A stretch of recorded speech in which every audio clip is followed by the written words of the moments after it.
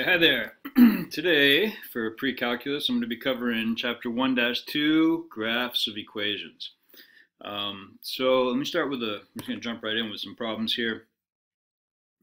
First one is determine whether the point 213 is and negative 1, negative 3 are solutions of the equation y equals 10x minus 7. Okay, so I'm going to set it up. These are actually two different questions, whether the first point's a solution and then whether the second one is. So if I start over here with 213, and the other side over here I'll work with the other one, negative 1, negative 3. Alright, so let me take this one first. If I take this equation, y equals 10x minus 7, and if this is a solution, then when I plug it in to the equation, I should get something that equals itself. If I get two things that don't equal each other, then it's not a solution. All right. So if I, this is the 2 is the x-coordinate, 13 is the y-coordinate, in case you've forgotten that. Been a long summer. So the 13 goes here, and the 2 goes here. So I get 13 equals 10 times 2 minus 7, and then we see what we get here, right? 10 times 2 is 20. 20 minus 7 is, in fact, 13. So that point is a solution.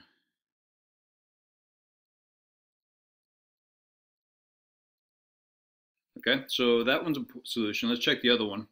So if I take that same equation, y equals 10x minus 7, once again, this is the y-coordinate, goes in there, and this is the x-coordinate. So I get negative 3 equals 10 times negative 1 minus 7. 10 times negative 1 is negative 10. Negative 10 minus 7 is negative 17. And clearly, negative 3 does not equal negative 17. Therefore, it's not a solution. Okay, so that's it. That was a linear equation. They could ask you the same thing, except the equation could be y equals x to the third power minus 2. You do the same thing, though. You plug in x and y and see what you get, okay? All right, next problem is a graphing one. They ask you to sketch the graph of y equals 7 minus 3x. Okay, so this is a simple linear graph. Hopefully something you remember how to do. There's a couple ways you could go about this. You could do it with a table, where you make a little XY chart. Oops. Little XY chart, you fill in some numbers, fill in negative 1, 0, 1, 2. You can do it this way. If I was working with this, I might switch that around a little bit. So I've got y equals the 3x first. Sometimes that makes students look at it a little differently. So, if I plug those numbers in, negative 1, I plug in negative 3 times negative 1 plus 7. That's positive 3, which gives you 10. If I plug in 0, I get 7. If I plug in 1, I get 4. If I plug in 2, I get negative 6 plus 7 is 1. That's one way to do it. It's not the way I would tend to do it. I like the easier, fastest way, which would be slope and y-intercept. If I start at the y-intercept here, let's see, go over my graph here. There's 2, 4, 6, 2, 4. Mark off a couple of numbers here on my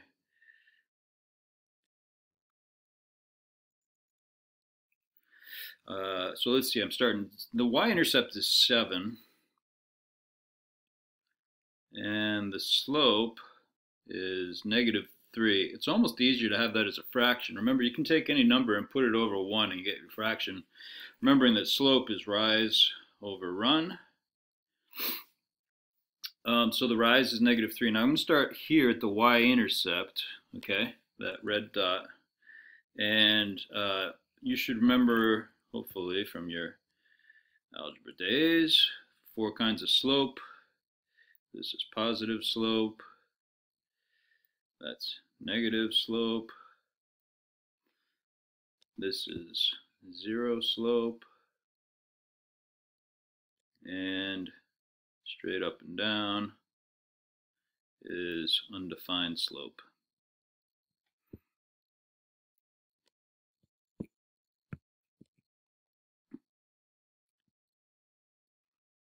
Okay, so this is negative slope because negative 3 is a negative number, therefore it's going to go that direction. So when I do rise over run, I'm going to go down and to the right.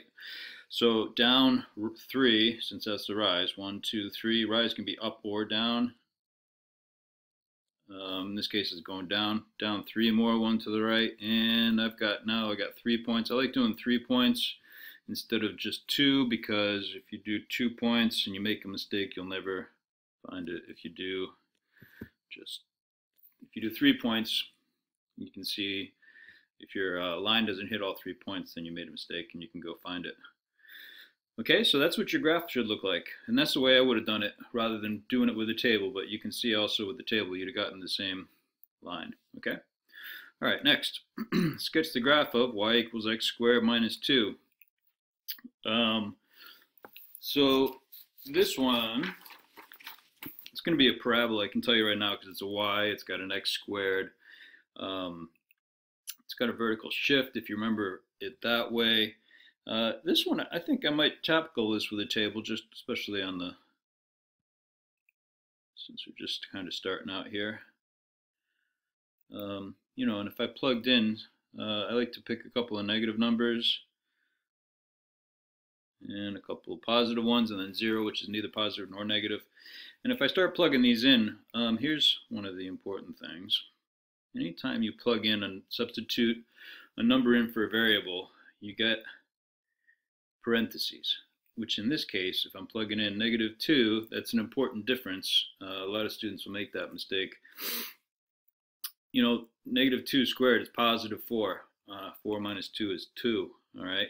I'll write a quick sidebar over here.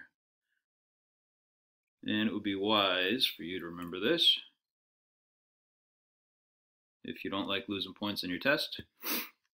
That's positive 4. If there's no parentheses, then it's negative 4. This is really order of operations. You're squaring it first and then making it negative.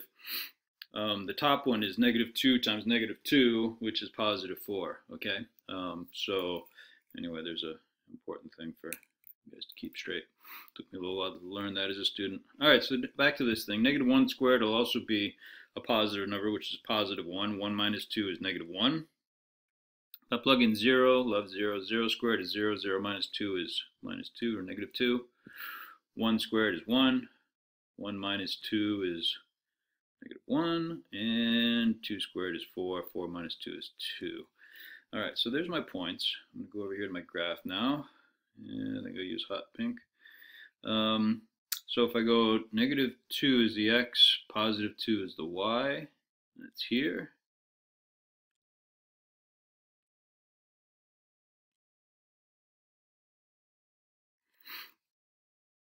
Negative 1 is here. 0, negative 2 is here. 1, negative 1 is here. And 2, 2 is here. All right, so I'm going to graph this.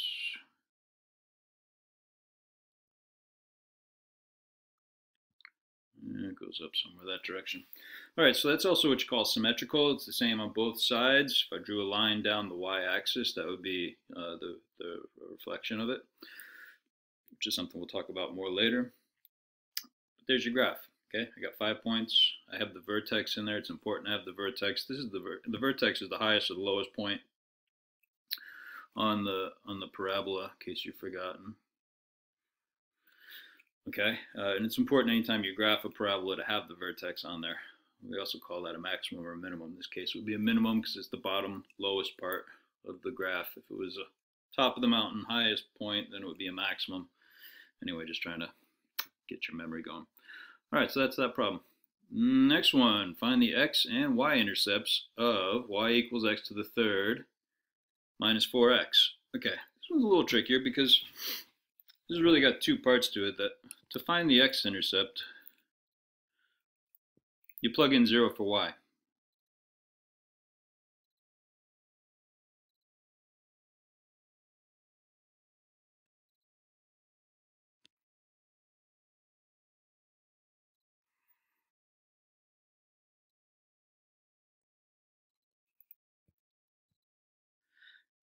And then to find, I might have to move this, to find the y-intercept,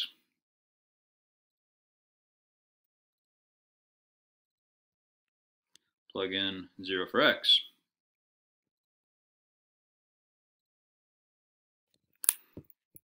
All right, so I'm going to take these one at a time. Let's do the harder one first. We're going to do this one, the x-intercept first. So that means I plugged in 0 for y, and I get 0 equals x to the third minus 4x. Okay, so I just took the 0 and I plugged it in there. Now, in order to actually solve this, which is what I have to do to find the x-intercepts, I'm going to need to factor that.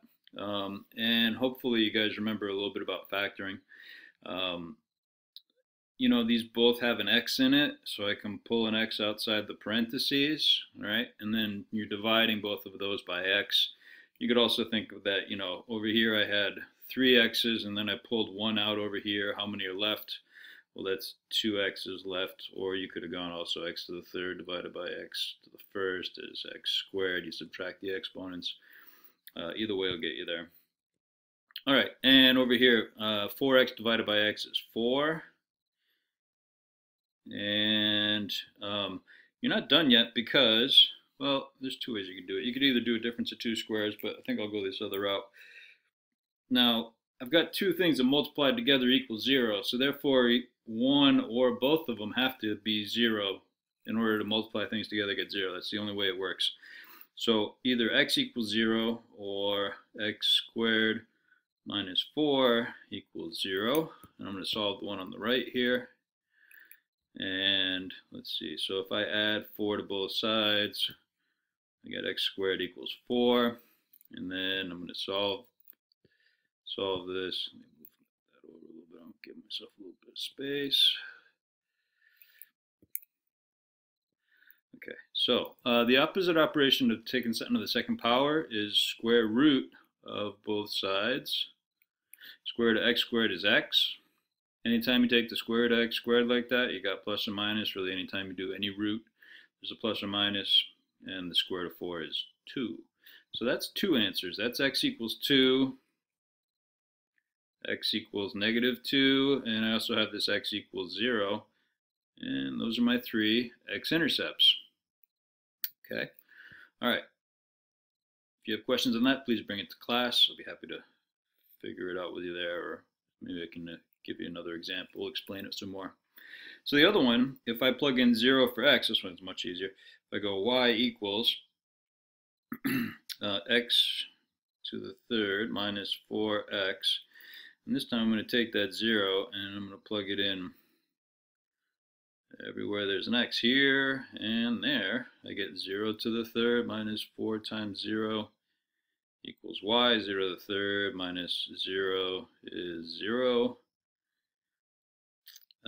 Oh wait, one other thing here. If they actually want the x-intercepts, all x-intercepts, what you're doing is you're finding where this crosses the x-axis, which would be over here 2, and negative 2, and 0. Which means the points, I should actually list the points. 0, 0, all of them are going to have, all of them are going to have y coordinate of 0, because everything on the x-axis has a y coordinate of 0 and 2, 0. So those are actually your 3 best answers, okay? All right, back over here to this. The y-intercept, anything is going to be, you know, where the y coordinate, all x coordinates will be 0, just like any point here would be 0. If that turned out to be y equals 3, it would have been 0, 3 would have been the point. So anyway, this one is going to be 0, 0. Okay, and that was it. Very good. Okay, next, I want to talk about some symmetry for a moment. And you should copy these down. I got 3 different kinds of symmetry. The first one is called x-axis symmetry, and that's the one over here on the left, where you can see that if I was to take this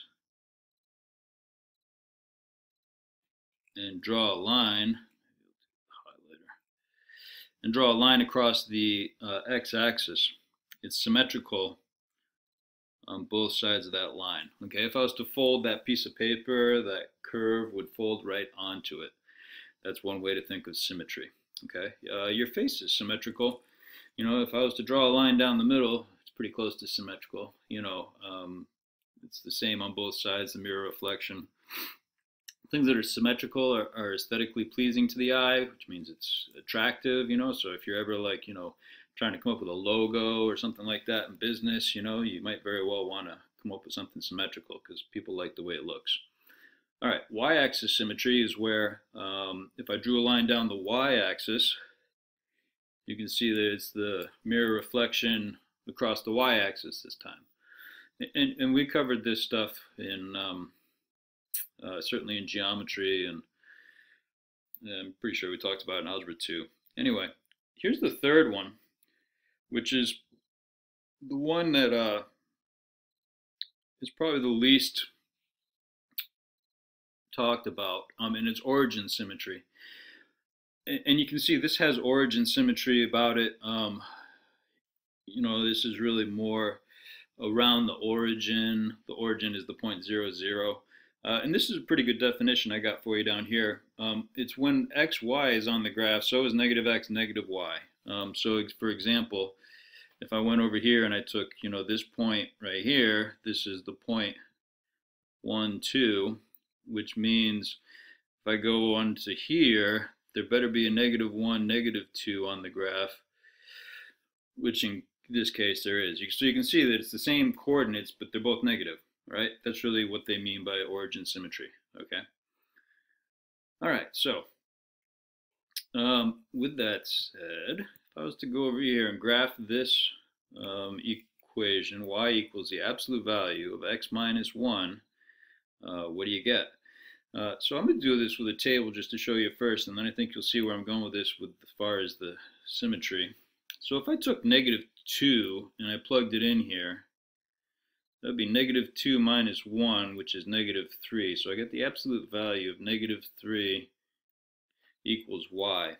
Okay? And absolute value is defined as the distance between the number and 0 on the number line, which in this case would be 3 units from negative 3 to 0.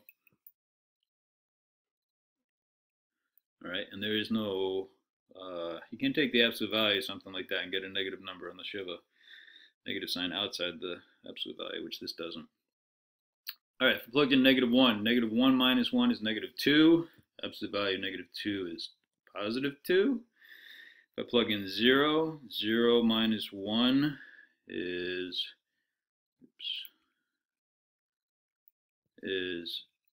negative 1.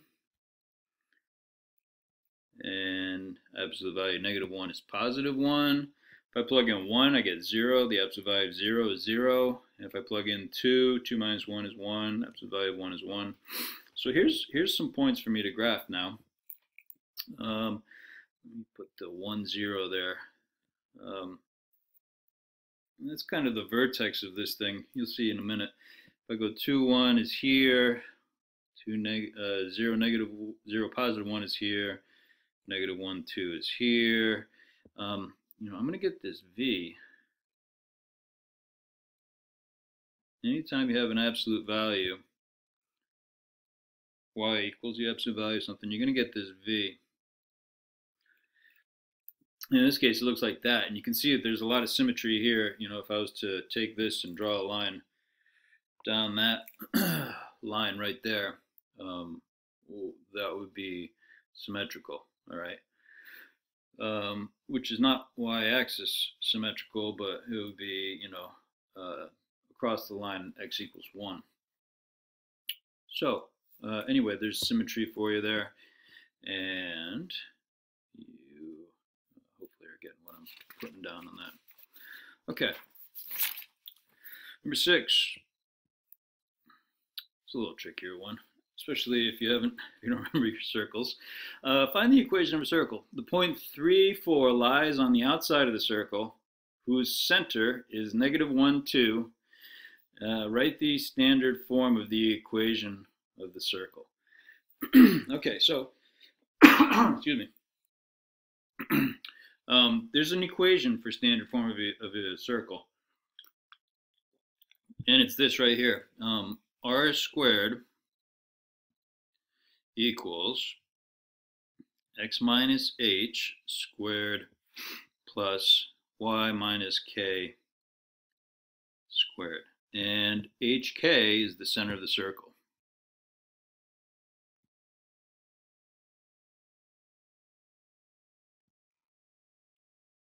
And r is the radius. Okay, so when it comes to circles, there's two things. The center of the circle and the radius. And if you know those two things, you know everything about that circle, okay? The radius and the center of the circle, those are the key things you need to know. They gave me the center of the circle, okay? Which is great, you know. So if I'm looking straight at this, the center of the circle is -1, 2, which means h is -1 and k is 2, okay? So already I can go x minus -1 plus y minus 2 equals r squared. So I'm actually pretty close to my answer over there. The only thing I'm missing here is r. So I need to know the radius of the circle, and the radius, you know, is in units. So they didn't give me the radius. What they did give me is this point on the outside of the circle, which means I have 2 points, you know, and if I was to quickly draw a sketch of this, you know, just so you get the idea. You know, here's the center of the circle, and then 3, 4, here's the point on the outside of the circle. I'll draw a lousy circle there for you. Which means I need this, I need the radius. So I'm going to use the distance formula to find the radius, okay? So that's really where the work comes in here. Okay, so this is the distance formula, and I'm going to take those 2 points, 3, 4, and -1, 2, and plug them in. So this is x1, y1, x2, y2, and then I plug those values in here and I'll get the distance. So x2 is -1 minus x1 is 3, y2 is 2 minus y1 is 4. So that's -4 squared is +16. 2 minus 4 is -2. -2 squared is 4, which means I got the square root of 20. I'm going to leave it in radical form. So this is actually my radius, okay? All right, so believe it or not, I'm going to take this thing right here, and I'm going to plug in the square root of 20 squared equals x minus -1 is the same as x plus 1. Okay, so I'm taking that right there and I make it a plus. Plus, I should have squared on it. Y minus 2 squared.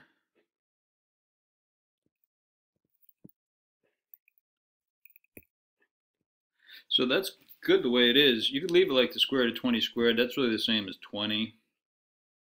X plus 1 squared plus y minus 2 squared, and that's the answer, okay? You know, and I can look at that equation and say, geez, I know that the, you know, the center of the circle is -1, +2, has a radius of the square root of 20. You know, if you ever wanted a decimal for that, you could punch that into your calculator, but that's the answer, okay? So, that's all I got for today. Have a great afternoon, morning, evening, or whatever time it is, wherever you are. Close it out with a little bit more music. See you all soon.